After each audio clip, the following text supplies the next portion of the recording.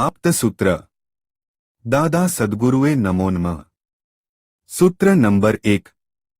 તારે જો મોક્ષપંથ પર વિચરવું હોય તો તારે કંઈ જ કરવાનું નથી ને સંસારમાં ભટકવું હોય તો બધું જ કરવાનું છે।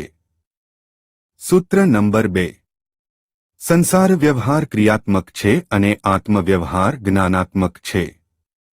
એક ક્રિયા કરે છે ને બીજો જોયા કરે છે।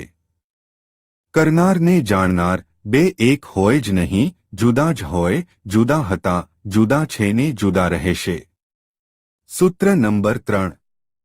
મોક્ષે જવું હોય તો ખાલી વિતરાગોની વાતને સમજો।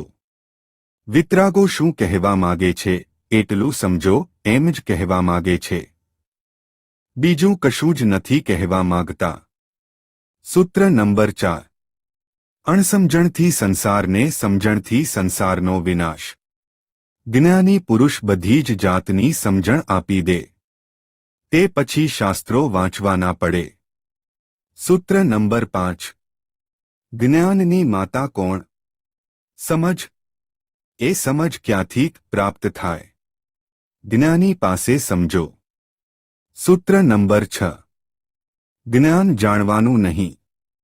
ના, કશું જ જાણવાનું નહીં, ખાલી સમજવાનું જ છે। હું તમને કહું છું તે સમજો એટલે બહુ થઈ ગયું। ખાલી સમજ જ જ્ઞાનમાં પરિણામ પામશે। સૂત્ર નંબર 7। પૂર્ણ સમજ એ કેવળ દર્શન કહેવાય અને વર્તનમાં આવે એ કેવળ જ્ઞાન કહેવાય છે। કેવળ જ્ઞાન પૂર્ણાહુતિ છે અને કેવળ દર્શન શરૂઆત છે। સમજ એ કેવળ જ્ઞાનની બિગિનિંગ છે। સૂત્ર નંબર 8। ક્રિયા લાખ અવતાર કરીશ તો ય કશું વળશે નહીં। પરમ વિનયથી મોક્ષ છે। પરમ વિનયથી સમજ ના દ્વાર ખુલી જાય છે। અહંકાર ઓગળે તો જ પરમ વિનય ઉત્પન્ન થાય। સૂત્ર નંબર 9। વિતરાગનો આખો માર્ગ જ વિનયનો છે। આ વિનય ધર્મની શરૂઆત હિન્દુસ્તાનમાં થાય છે। હાથ જોડવાથી તે સાષ્ટાંગ પ્રણામ સુધીમાં જે જે કરવામાં આવે છે તેવા પાર વગરના વિનયધર્મ છે અને છેવટે પરમ વિનય થયો એટલે મોક્ષ થાય। સૂત્ર નંબર 10। પરમ વિનય એટલે શું? જેણે કિંચિત માત્ર કોઈની વિરાધના ના કરી હોય, જ્યાં વાદ ના હોય, વિવાદ ના હોય, કાયદો ના હોય, ત્યાં પરમ વિનય છે। કાયદો એ બંધન છે। સૂત્ર નંબર 11। જગતમાં જેટલા પ્રાકૃત ગુણો છે તે અણસમજણથી ઊભા થયેલા છે, નક્કરતા નહીં સમજાયાથી આ બધું થયું છે। અનંત અવતારથી ભટક ભટક ભટક ભટક કરે છે ને પોતાની જાતને શું એ માની બેસે છે। સૂત્ર નંબર 12। આ જગત એ સંગ્રહસ્થાન છે। સંગ્રહસ્થાનમાં જુઓ અને જાણો। ખાઓ પીઓ પણ કશું મહીથી લઈ જવાનું નહીં। મમતા ના કરશો। ભોગવજો બધુંય, બહાર જોડે કશું લઈ જશો તો સંગ્રહસ્થાનમાં પાછું આવવું પડશે। સૂત્ર નંબર 13। જગત એ કાંઈ વસ્તુ નથી, એ તો આત્માનો વિકલ્પ છે। સૂત્ર નંબર 14। જેમ છે તેમ તેનાથી ઊંધું દેખાય તેનું નામ જગત। સૂત્ર નંબર 15। જગત વ્યવહાર દેખાવ કરવા માટે છે, અનુભવવા માટે નથી। સૂત્ર નંબર 16।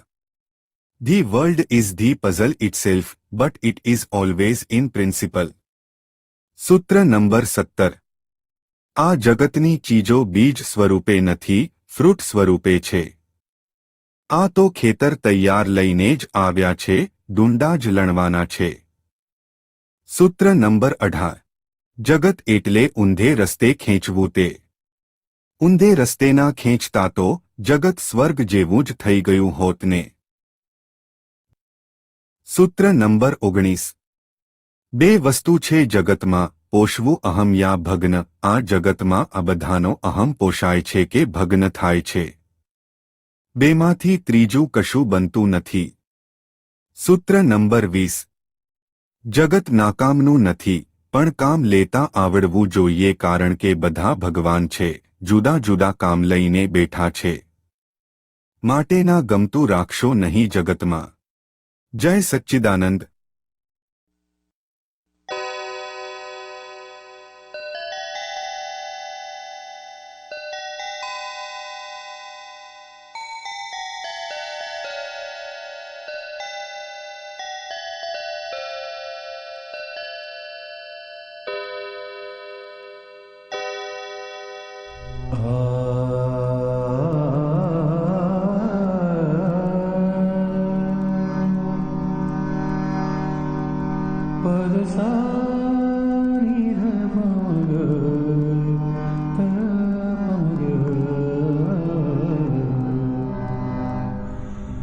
જે સૂત્રો આપ્ત શ્રી મુખે જર્યા તે શુદ્ધ અમૃતમય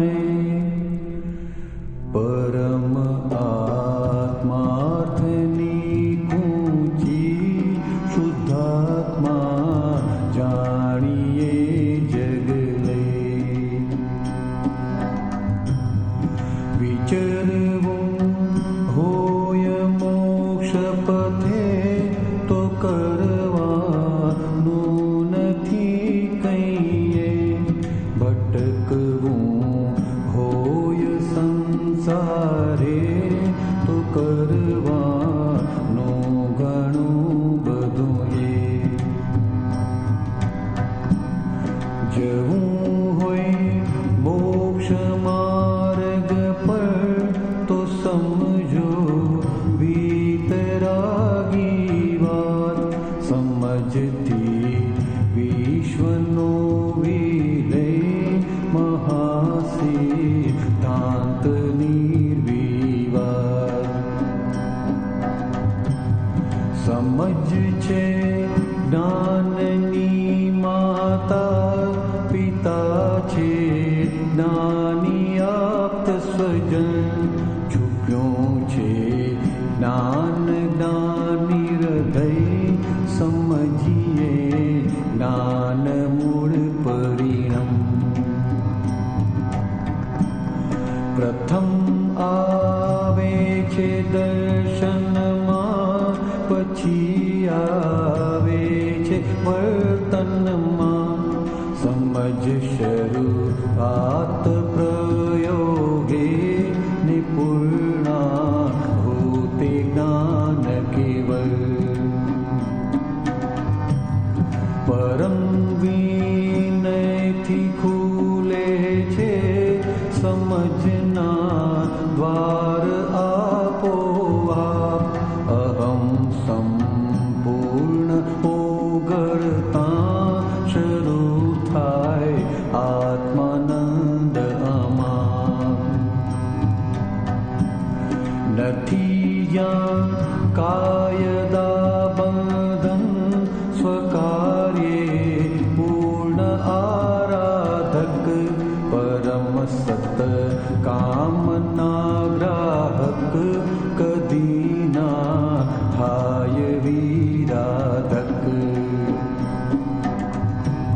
છે આખું વિશ્વ સંગ્રહ સ્થાન નથી લે જાવું કઈ બહાર ટચુકડા આપ્ત સૂત્ર ઘૂંટી કર્યા ધારણ ત્યાં બેડા પર જે ખેંચે ઊંધે રસ્તે જગત સાપેક્ષી વ્યવહારો જે સીધે રસ્તે વળીને ગયા ત્યાં સ્વર્ગ જ પૂર્ણ સ્વધારો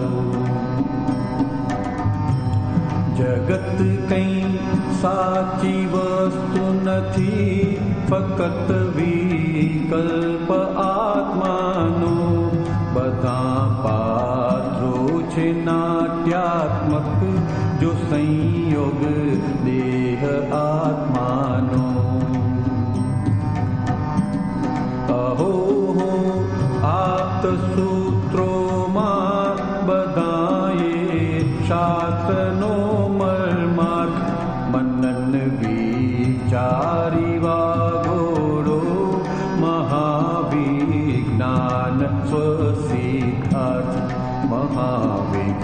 જ્ઞાન સ્વરૂપ